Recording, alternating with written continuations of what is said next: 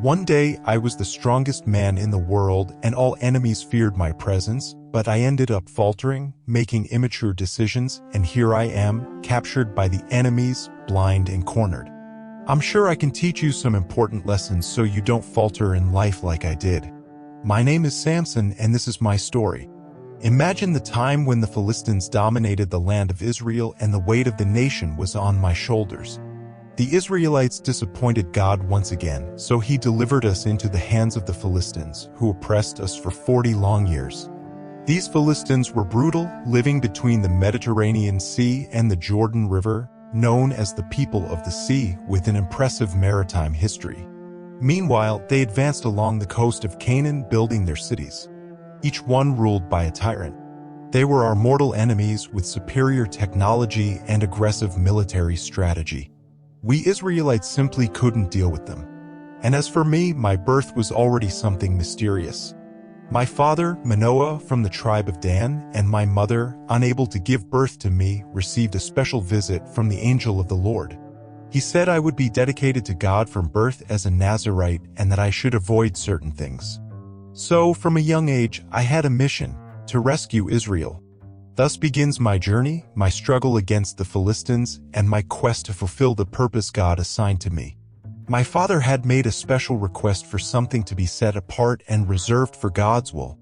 The angel of the Lord honored that request, which was amazing. But when my father wanted to know what the future held, the angel didn't give that answer. He simply called my father to obey what God had already commanded to be done. It was truly wonderful to see the angel ascend in the flame of sacrifice toward heaven. At that moment, my father was afraid, thinking we would die because we had seen God.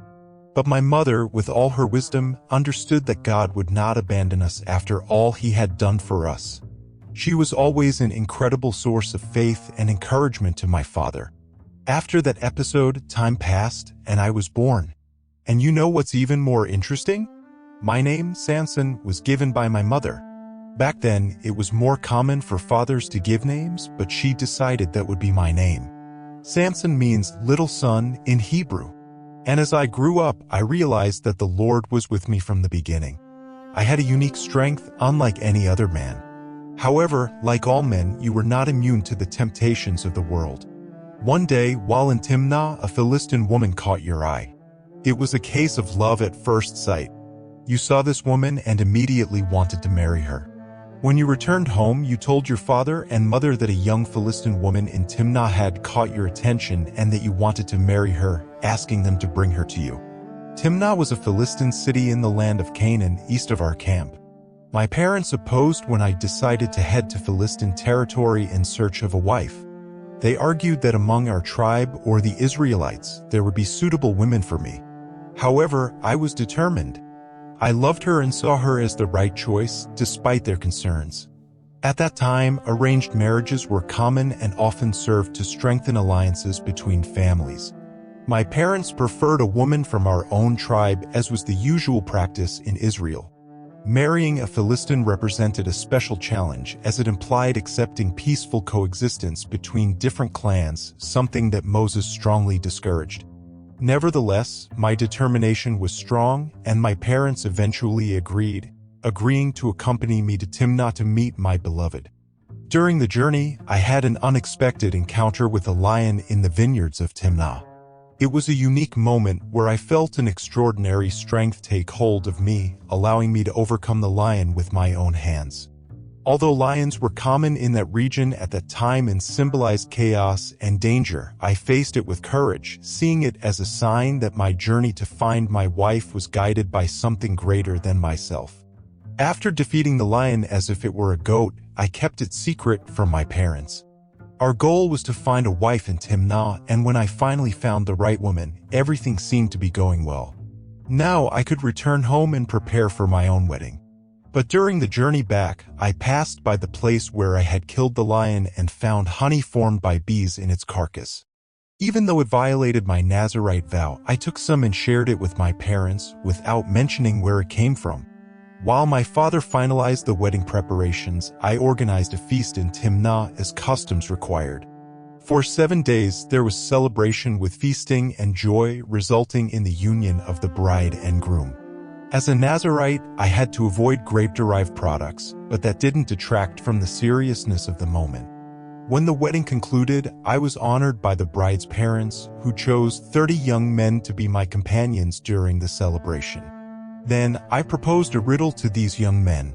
If they solved it, they would receive luxurious gifts. Otherwise, they should give me gifts. It was a lively game during the days of festivity.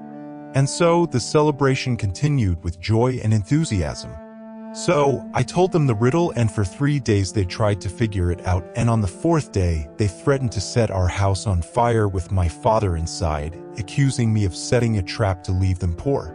My wife came to me crying, saying she thought I loved her, but that I had put her in this situation, and so she wanted me to give the answer, but I hadn't even given it to my own parents. Her crying continued until the last day of the feast when I finally told her the answer.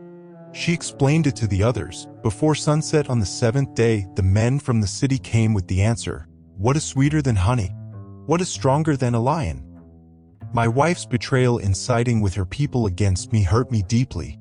In response, I did what I promised. I killed 30 of them. I went to Ashkelon to annihilate more enemies and took their belongings to reward those who solved my riddle. But I was still furious.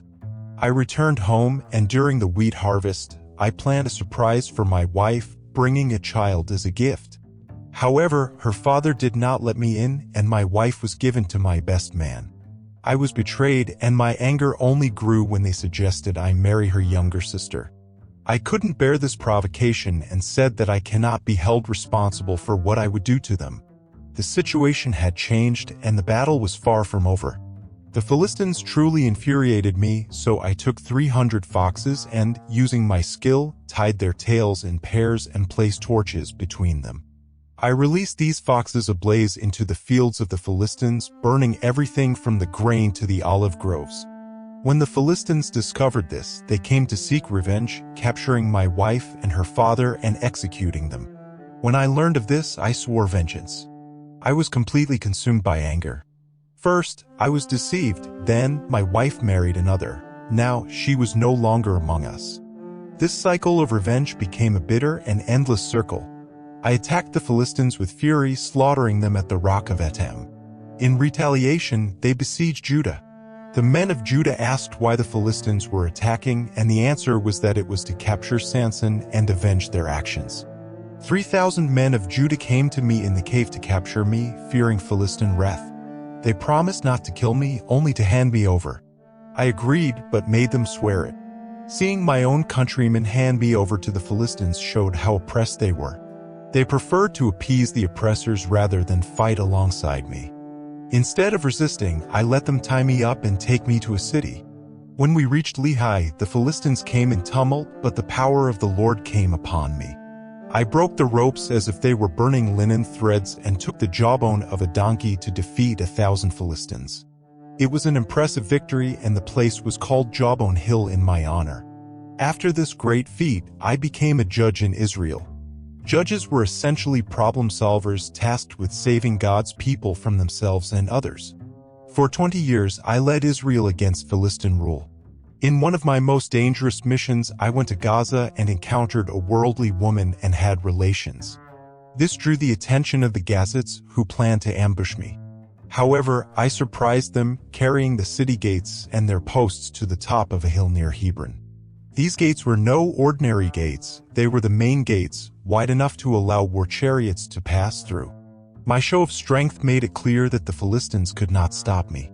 I was a force to be reckoned with, a protector of Israel against its enemies. To ensure that no one would easily enter, the gates were made of heavy planks, reinforced by a sliding horizontal beam. I tore them from their pedestals, which weighed between 400 and 500 kilograms, about 200 kilograms after being removed. But even after all that, I fell into temptation again. During my travels, I met Delilah, whose beauty and cunning seduced me. I succumbed to my desires, falling in love with someone completely wrong for me. Although I maintained the appearance of my Nazirite vow, I sinned openly with her. I was once again betrayed by sin, compartmentalizing my life into categories, imagining that some did not matter to God. When the Philistines offered me 10,000 silver coins to reveal my weakness, Delilah, driven by greed, accepted. She asked me about my strength, and I told her that if they bound me with 7 fresh bowstrings, I would become as weak as any other man. She bound me while hidden men waited to capture me. But I broke the strings as if they were thread, thwarting their plans. Delilah didn't give up. She knew I had a weakness even though my strength was legendary. At first, I tried to deceive her, but she persisted. When I said I could be bound with new ropes, she tested it. But I broke the ropes again. Then she tried again, this time weaving my braids into a fabric and tightening with the shuttle of the loom. Once again, I freed myself, thwarting her plans. She insisted on knowing the secret of my strength, tormenting me with her tears day after day. Finally, I gave in and shared my secret. I had never cut my hair because I had taken a Nazirite vow since birth.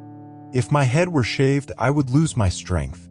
She realized that I had finally told her the truth and handed over my secret to the Philistines in exchange for money. They returned, and while I slept with my head in her lap, she called a man to shave my 7 braids. Thus, she brought me down and my strength left me. Samson was in the hands of the Philistines. They came to capture me. When I woke up, I tried to free myself as before, but I realized that the Lord had abandoned me. I didn't know that something had changed. I had lived so long in compromise that I thought it would never make a difference. My strength disappeared, leaving me vulnerable to those who sought my downfall. I, a great and powerful man, was now chained, reduced to a mere mortal, unable to resist while my captors celebrated. The Philistines took me, and for the first time, I was blind in my captivity.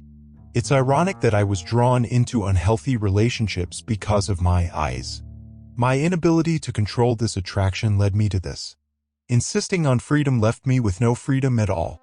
Sin has its price, and this was my payment. It left me blind, chained, and enslaved. Before, this slavery was only internal, but now it was evident externally. I was taken to Gaza, where I was chained and forced to grind grain in prison.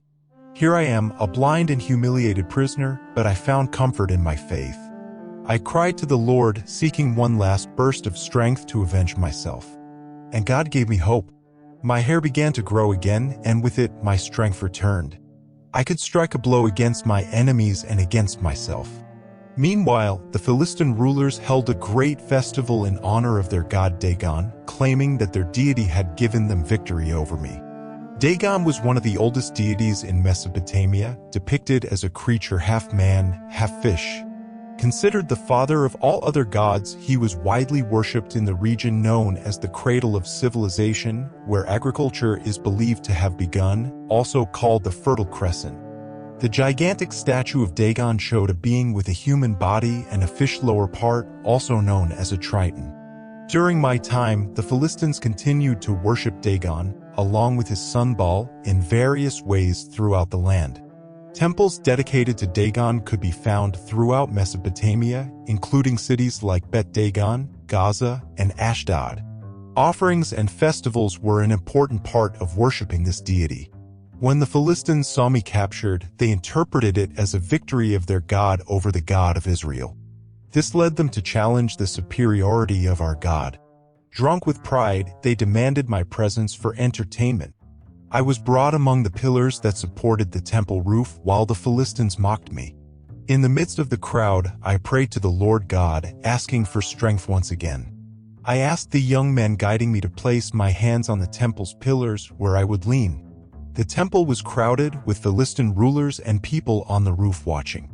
I prayed, crying out for strength once again. With one final effort, I decided to repay the Philistines for the loss of my eyes. This is the end of my journey, my last chance for redemption. I wanted to be an instrument of God, but I succumbed to the temptation of sin. With my hands on the 2 central pillars supporting the temple, I pushed with all my might, praying to die alongside the Philistines. My story, full of heroic acts and extraordinary feats, serves as a warning. It reminds us that both physical and spiritual strength must be used wisely and in moderation, always accompanied by humility. It warns against the allure of temptation and the consequences of yielding to desires. But most importantly, it speaks of redemption, for even in my downfall, I found the strength to triumph and fulfill my destiny. My name is Samson, and this is my story from glory to perdition.